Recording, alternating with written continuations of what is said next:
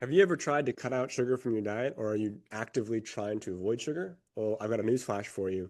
You're probably still eating too much sugar. I'm Dylan. This is my mom, Robin, and we're co-hosts of the podcast, Lifestyle-Based Healing Podcast. And we're going to talk today about sugar, where it shows up, what we hear from our clients, and why it's such a big problem in today's diet. Mom, can you share some stats to give us a picture of what's going on with sugar? Yeah, I would love to.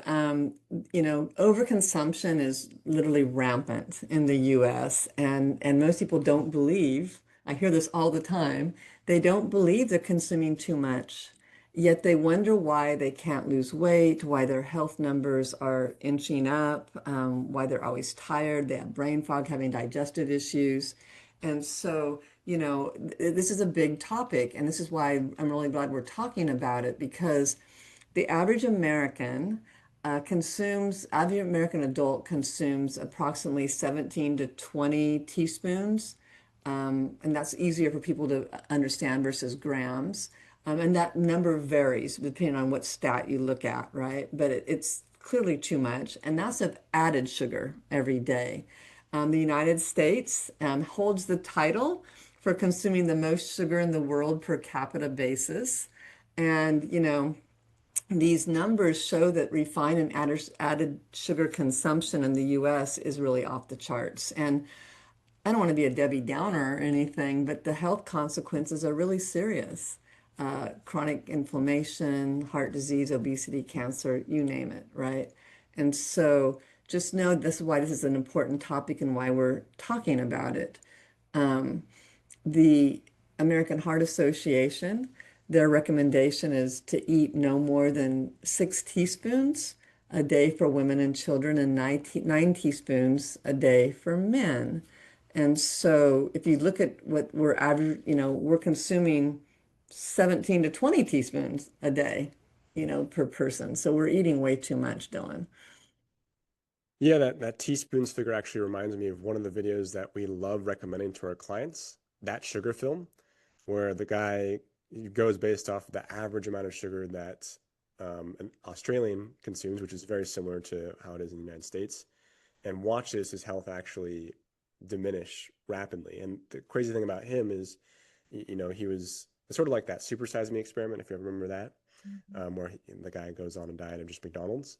This guy goes on the diet of just a regular sugar intake of an Australian person and um, just watches his health decline. And the craziest part is because he was eating healthy foods that were marketed as healthy, you know, healthy alternatives to the super sugary foods, but they were still putting way too much sugar in his diet. And it was causing him to gain weight, have huge mood swings, poor sleep, have extreme cravings, and so yeah, it's just a huge topic, and Yeah. one that people don't realize that even if you're trying to cut out sugar, a lot of times it still sneaks in.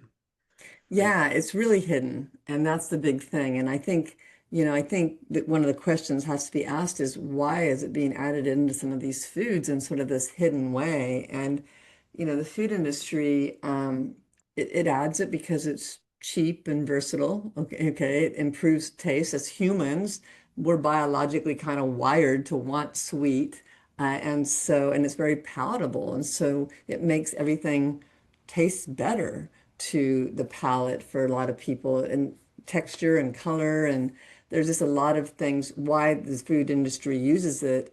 And and what you'll notice is that it's marketed under really different you know uh, uh, terms and different words. And so I looked up, there's like 60 different names for added sugar in some of the foods that we eat. And some of the code names, of course, cane juice or pure cane sugar is obviously, but corn syrup and glucose and high fructose corn syrup, well, everybody knows that one now. But even honey and maple syrup, sugar is sugar is sugar. Okay, it comes in so many ways. So one of the things we like to do with our clients is we do ask them to watch that movie, that sugar film, and the other thing we do is have them be really proactive and look at the labels. The beautiful thing about labels right now is they've changed it to where you have total sugars, but you also have added sugars. So we're really focused on the added sugars because certain foods have natural sugars in them. Think about fruits; they have a natural sugar in them, but it's the added sugars that really sneak in. And you know, I think I hear this so often, like we said, it's like people tell me all the time, I don't eat much sugar. And what I finally have realized what they mean is they're not really eating candy, they're limiting their desserts, they're not drinking soda, that sort of thing. Those really obvious things that we know sugar comes in, in spots, but they're not really well aware of the hidden added sugars. And so that's why we really want them to focus on reading their labels. And I think and so I'm always surprised, Dylan, aren't you, when they come back and go, wow, I was eating more sugar than I thought. Okay. And they're trying to keep it under 6 grams a day. That was hard for a lot of people, I think. So Yeah, it's added to so many things. I think yeah, that's probably the biggest mistake people make when it comes to trying to cut out sugar is they just don't realize it's everywhere. Like it's yeah, everywhere. yeah. Um, I think unless some of, it's just picked out of the ground or something. It's if it's at all processed or manufactured in any sense, then it's gonna be like the default is it's gonna have added sugar in it. Yeah, so I think a really good rule of thumb for people, if it comes in a package, okay, and it's not a packaged whole produce item, there's a good chance there's added sugar in it. And so I think some of the most common culprits that people don't think about are, breakfast cereal, even the ones that aren't sugar toppings, right? They're not the kiddie ones, right? They still probably have some added sugar in them. Yogurt is a big one. Even some of the plant-based milks, you have to kind of look at those. That's kind of a rage right now, going to the plant-based milks. Condiments, ketchup is one of those. Granola bars. People think they're doing something healthier. They don't want to reach for the candy bars, so Yeah, they yeah. reach for a granola bar, right? That's a big So, one, Oh, I'm gonna get a Cliff Bar. It's healthy. Oh, I'm gonna get yeah. this Nature Valley bar. It says nature, it's natural, healthy, Yeah, or it says organic on it, right? So, organic. Yeah. yeah, pasta sauce, salad dressings, and then you come down just to the beverages. Beverages are a big culprit, and I think I looked up, and if you look at like an 8-ounce serving, which very few things are 8 ounces anymore. A sports drink has 4 teaspoons. Sweet tea has 6 teaspoons. Soda has 6 teaspoons. Lemonade has 7 teaspoons. So again, as a woman, your quota is 6 teaspoons. You can have one of those drinks, and you can't eat any other sugar. If you know what I mean, if you're trying to stay under a number. And so I just think that it's really easy. You can see how easily it is to get way over. Yeah. Just And part of that, obviously it's like hidden everywhere, but part of it is because it's been hidden everywhere for so long, our taste buds are wired to expect that level of sugar. yeah, So when you pull that sugar out and you go no sugar, everything can taste bland. And that's a problem because, you know, if if your taste buds are used to that much sugar, then you're going to tend to overconsume it because, again, you're just used to having it all there and you need to add it to everything. Um, and so I think that's a big part of it too, is just our taste buds it have is. responded. They get sort of desensitized to it, so you have to kind of keep adding more to keep having that sensation. And I recently had a client that was telling me, we were talking, had this conversation about sugar. We started working together, and she was telling me about her son who drinks a lot of soda. That he's a teenager, she has no control over what he's doing. And she goes, I just can't get him to stop drinking soda. And she goes, and we were all eating this very sweet mango. And my husband and I were just like, oh, this mango is so sweet. And he just could not taste it. To him, it didn't taste overly sweet because they're just like, I can't believe how sweet this is. It's like it has sugar on it. And he's just like, no, it doesn't have hardly, no, it doesn't. And he could not. And she goes, that made sense to her finally, right? That no wonder because he drinks so much soda, his taste buds are expecting that level of sweetness. Whereas for them, they could taste the natural sweetness in the mango. Yeah, and that's now a healthy thing that doesn't taste good to somebody. Yeah. And so that's really detrimental. It's probably more detrimental than the sugar itself. Yeah, and we're really setting up, ourselves and our young people to um, for a future of having their taste buds, geared toward more sugar, which isn't going to help their health in the long run. And so, Yeah, and if you're used to having a soda and that's your daily allotment for sugar, like if you were to remove that and spread that sugar over various meals or in natural forms, then you might, again, you might not notice it. yeah, Um, yeah. yeah. So I think for a lot of the clients I work with who are trying to achieve health, right? And they're just not getting there. And so, they might have gotten down to where they drink one soda a day, or then what people want to do is they want to lean into the artificial sweeteners, which aren't any better, by the way, from a gut health perspective. And they keep your brain wired and your taste buds wired to wanting that sweet. And so it's just not a good alternative. And so, I think that they want to do well, but so when they start diving into where these hidden sugars are, they start really realizing they're over consuming in a way they didn't even know was possible.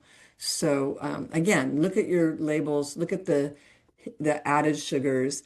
One of the questions I often get asked, especially around beverages, is, and it's becoming more and more known that, okay, we shouldn't drink soda and a lot of things are sweet and that sort of thing. But then the question about juice always comes up. Well, what about juice? Isn't that supposed to be healthy for us? And, you know, juice falls in that same category, honestly. Even if it's 100% fruit juice, a lot of them are mixed with sugar, but many of them aren't. It's still really easy to overconsume it. Okay. You would much rather, I mean, it takes multiple apples to make a glass of apple juice where you could no way eat that many apples because of all the fiber and water and everything in them. And so and it can lead to excess calories and tooth decay, all those things. So we definitely want to decrease the consumption of juice. My recommendation is drink it sparingly, maybe dilute it, with some bubbly water or something, so you're getting a little bit of the flavor, but not all of the sugar.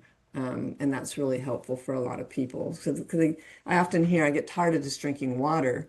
Well, people want to add sweet to it, and they could always add lemon, and they could always add cucumber, other things for flavor, but they gravitate toward the sweet, right? So. Yeah, the other big question is like, what is the healthiest form of sugar to use? I know, you're right. I always get asked that question. People have a hard time giving up their sugar. And it's just like, so, what about like monk fruit or coconut sugar, some of these other things? I mean, I only use, and people will tell me, oh, I don't use much sugar. I only use coconut sugar. And, my response is sugar is sugar is sugar. Okay. It is. And when it hits into your body, it reacts the same.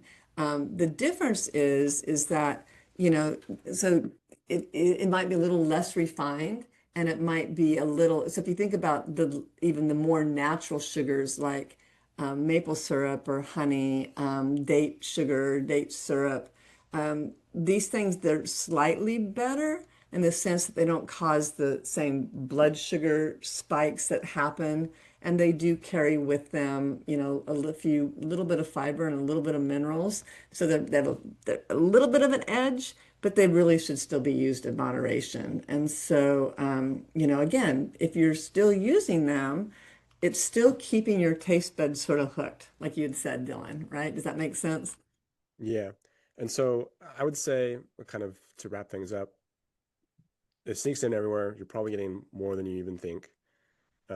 And I think there's a lot of hope though, because if you just spend a couple weeks pulling out sugar from your diet, you'll feel the difference. And at the end of that 2 weeks, your taste buds will have started to change.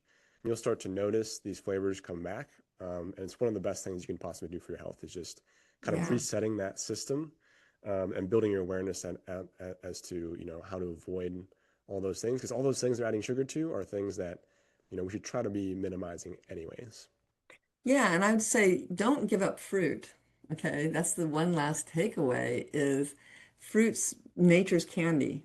Okay, so but be discerning. Don't buy the dried fruit that's rolled in sugar, right? That I has mean, the added sugar, right? Yeah. the added sugar. And so, fresh fruit would be fabulous. And this kind of takes care of that sweet craving that people will have, but it brings so much with it.